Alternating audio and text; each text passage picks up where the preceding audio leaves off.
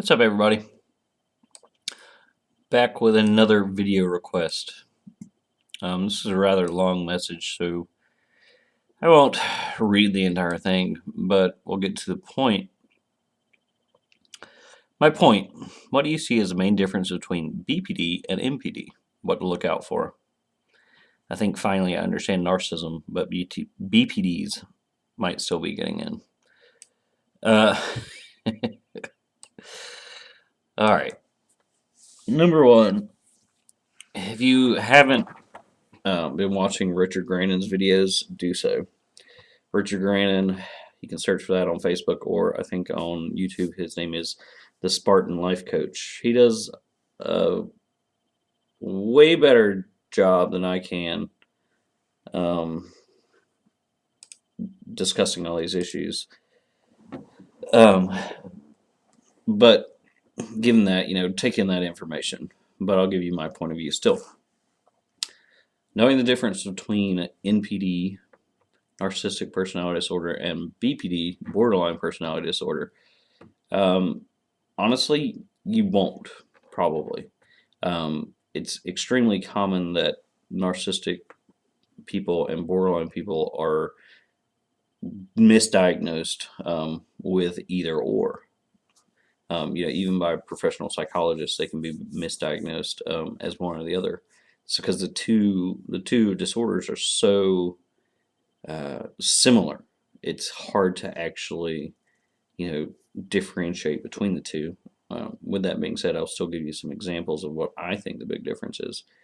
Um, so, is there a cut and dry way to know a difference? No. Um, but from my experience, what I notice is a narcissistic person is much more easily manipulated. If you know somebody is cut and dry narcissistic, you can manipulate them with great ease. Narcissists care so much about the supply and the admiration. The borderline does as well, but not as much. A narcissist I can easily manipulate by, let's say I wanted them to do something for me. I was counter manipulating them. All I would have to do is intentionally provide supply, i.e., compliments, so on and so forth, and then frame the situation of what I wanted them to do for me as something that would be advantageous for them. So compliment, reframe, and 99% of the time with a narcissist, that's going to work. I mean, I've successfully manipulated the shit out of narcissists just off that, just provided that supply, provided that, that belief that they were going to get something out of it, and then also kind of just providing a little bit of their false narrative, making them believe that they are as great as they are, and you can get a narcissist to do pretty much what you want. The difference that I see with the borderline is they're not that predictable. They can kind of fly off in a tangent at any old time. So the narcissist, if you don't feed into their false reality, you don't feed into their game, their agenda, you can see a fit of rage and they'll get angry at you and try to punish you. Whereas a borderline, some often will fly off, even if you are feeding into the game. They get triggered a lot easier, or they go into a state of like an emotional shutdown a lot easier than a narcissist does. Everything could be flowing smoothly with a borderline. You're giving them the attention, the compliments, and you're feeding in their false reality. But you could say one word that sparks them, and it's almost like a whole entire, uh, bipolar thing that they flip into this rage, kind of almost out of nowhere. Nothing that's predictable. So the narcissist is very predictable, though. The other thing, that I do know is that, professionals say that the BPD is way worse than narcissist. Like, narcissism is child's play compared to a BPD, they say, as far as toxicity and the damage that they do to your life. Um, Why is that? And what I see with that is that the BPD is far, far, far more vindictive than a narcissist. A narcissist will tend to keep you in the background to tend to keep you at a as an alternative source of supply. So they're only going to do but so much damage, I think. Um, but a BPD again, they don't care really. They just don't have that frame of reference. Like they don't have the ability to look in the future and say, I might need them later. They just go, fuck all, burn all bridges, screw this person, and they will become extremely vindictive and violent and just straight nasty, seemingly for nothing. Both are characterized with black and white thinking, but I think that's more so characteristic of the BPD. Um, you know, the narcissist I think has an ability to look again at the future and say, even if they're offended by a situation, I might need them later. Where the BPD won't do that. They're black and white thinking. They go into, I guess, what you would call some kind of emotional flashback, emotional trauma to where when they're offended, all hell, like the eighth circle of hell, comes out. So that's, in my mind, the main difference between the two. But ultimately, you can't really tell. The professionals can't even tell. They're all part of what's called a cluster B personality, and a lot of times people have symptoms of narcissism and borderline altogether. So trying to really claim a difference between the two, um, that you can't. It's just one is a bit nastier than the other. The next question there.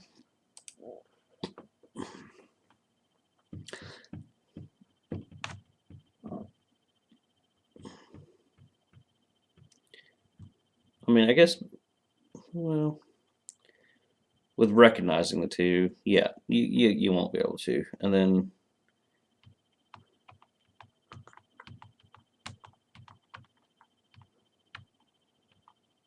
I'm missing something here. There's another one. How do you tell? Or I guess the next kind of question is really, how do I keep toxic people out of my life? Um,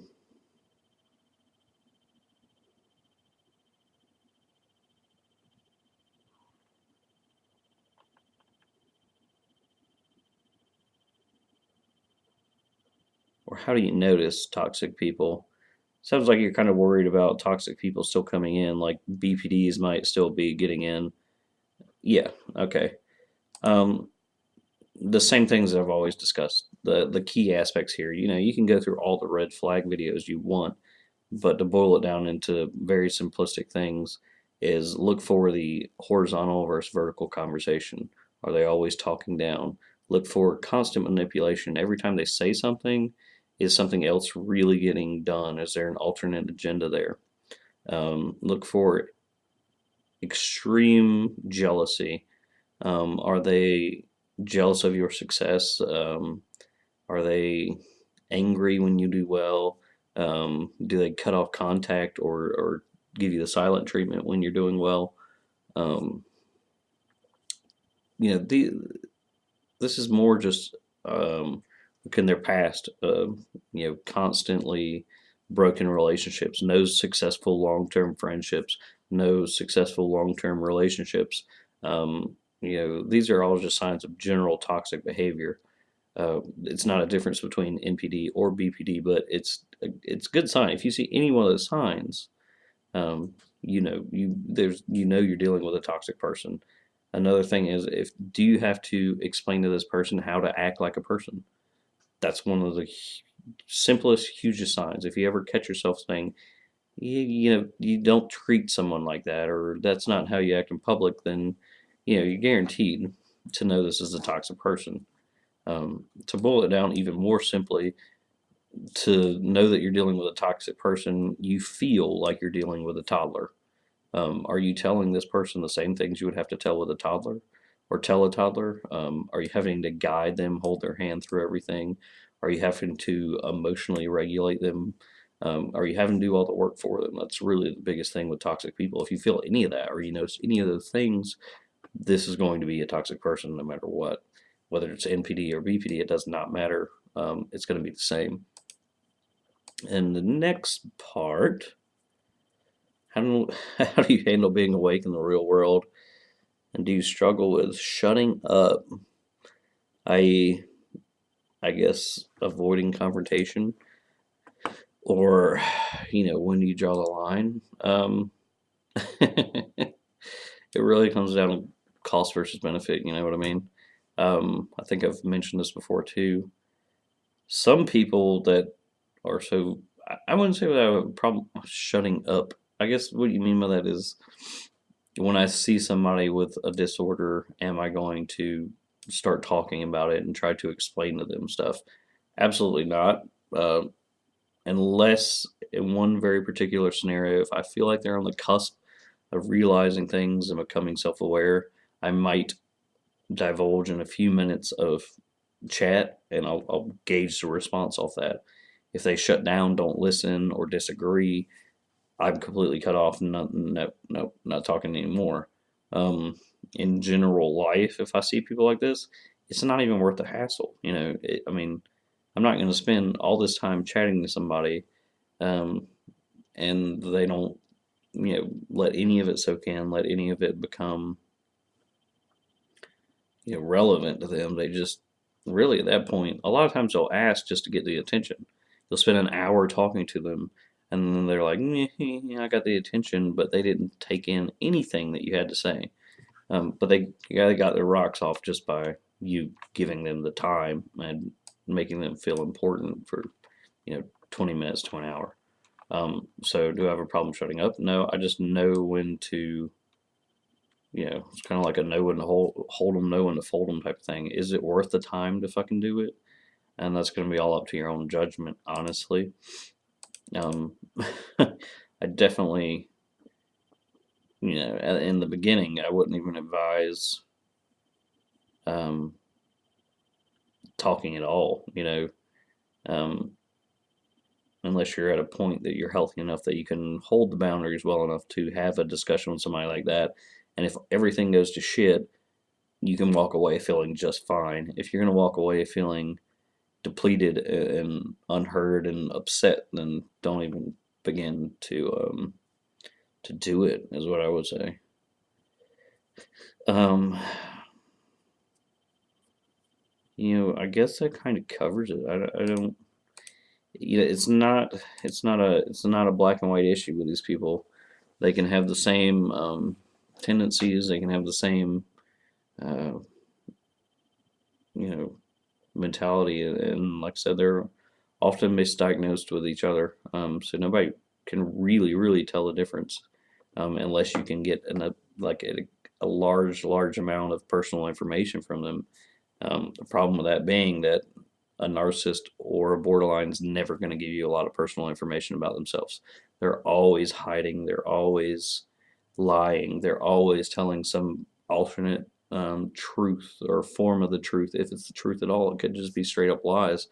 The problem is that you never can get any actual factual information from them, and the only way you could actually diagnose them is by getting that factual information. Um, so it's really just I would, in simplicity's sake, I would classify them as the same, other than the fact that the borderline is going to be much more toxic and caustic in your life, and it'll be accelerated damage, and they're not nearly as predictable as a narcissist is. Um, and yeah, outside of that, just the basic signs of a toxic relationship is all you have to look out for. That's all you need to worry about. Your gut feeling will tell you a lot. If you're around somebody and you have a bad gut feeling, you're right. I mean, I've never known a gut feeling to be wrong. So, yeah, I guess that's it. Tell me what you think. Hope it helped, and that'll be it. Booze. I think there's somewhere. Where is she? Boo cat. Oh, fuck it. She don't want to see you today either. She's been lazy as shit. Yeah. All right.